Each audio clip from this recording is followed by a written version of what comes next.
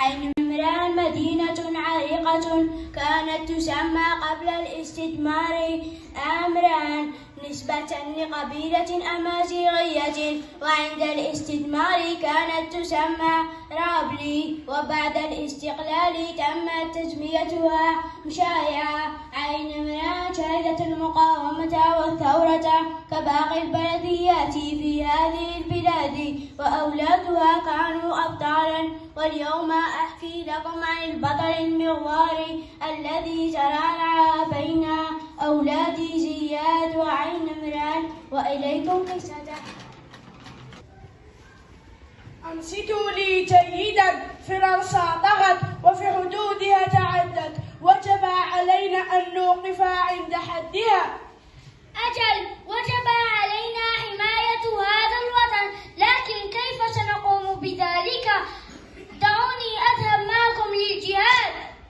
لا، أنت المطلوب منك أن تكون عينا صاهرة لنا في عين عمران في وسط هؤلاء الكفار، وتأتينا بالأخبار وتحذرنا من الأخطار، كما تجمع لنا الماؤونة من تبرعات السكان. المهم أنني أخدم بلدي وشعبي. وهكذا أصبح عيسى بالشاير يعيش وسط بلاد أمان، ويأخذ الأخبار للإخوان، كما كان يجمع المؤونة من تبرعات سكان الشايعة. عيسى بالشاير كان محبوبا لدى أحد المعمرين، فذات مرة قال له: يا عيسى بقى نقول لك سر، راك مراقب وراني خايف عليك، نصحك تروح لفرنسا، أنا ندبر لك الخدمة والمبيت. مستحيل أفضل الموت على أرض بلدي على أن أفر منها كالجبناء. حتى أتى اليوم الذي تم القبض عليه بتهمة الجوسسة مع الرجال الشجعان، حتى هو كان شجاعا لا يخاف. Ne bouge pas, رانا حكمناك يا وحد الفلاط، لقد حذرناكم بألا تتبعوا هؤلاء الإرهابيين. قل لي مع من تعمل، من وظفك، مع من تتواصل؟ لا أدري عما تتحدث. أسألك ولن أكرر هذا، مع من تتواصل؟ من عينك جاسوسا؟ ادفوا أرض الموت ولا أعيش خائنا. خذوه إلى البيب واقتلوه.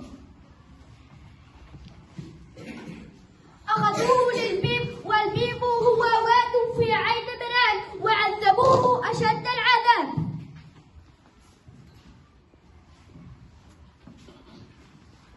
هذه فرصتك الأخيرة، إما تتعامل معنا وأعدك أنك ستعيش رفاهية، أو تموت ميتة تبقى عبرة للناس.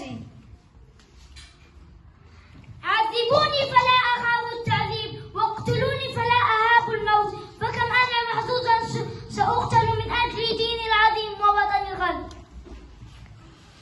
ارموه في الواد، وضعوا عليه تلك الصخرة الكبيرة. أشهد أن لا إله إلا الله، وأشهد أن محمدا رسول الله.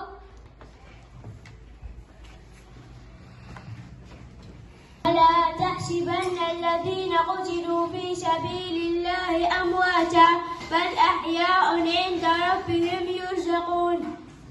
وهكذا استشهد عيسى بالشهر في مارس 1900. وابكي يا